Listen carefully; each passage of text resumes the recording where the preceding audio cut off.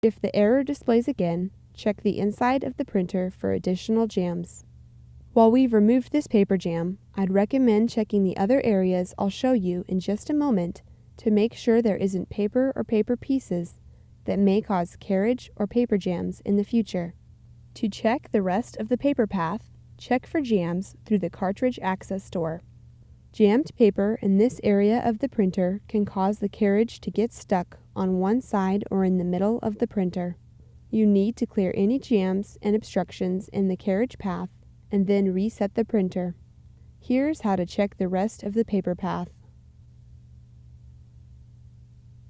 Without turning the printer off, disconnect the power cord, USB, and Ethernet cables from the back of the printer.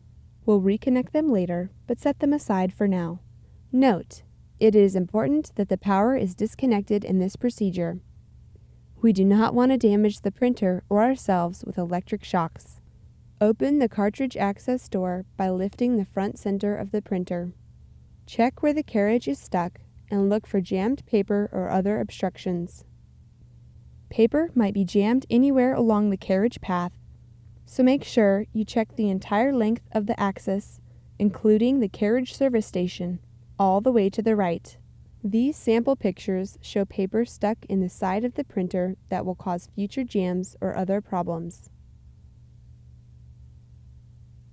Use a flashlight to check the areas inside the printer. Our next step is to try and move the carriage back and forth. There's one thing you'll want to be careful of as you do this. If the carriage is properly docked on the right side of the printer as shown here, do not try to force it to move when it is docked, or you could break the printer. If it is not docked, try moving the carriage from one side to the other. If you cannot move the carriage easily with your hand, check for obstructions or additional paper.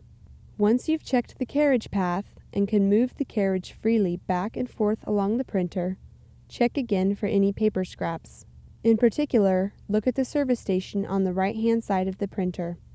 Remove any paper or scraps you find, and then close the cartridge access door. Reconnect the power and Ethernet or USB cable to the back of the printer. It should turn on automatically, but if it doesn't, press the power button. Note: the printer needs to warm up for up to 2 minutes, so let it complete the warm-up.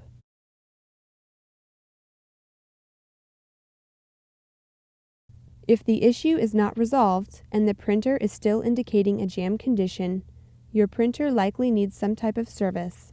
Contact HP to find out what the support options are for your printer. Your options for service may vary depending on how long you've owned the printer and what country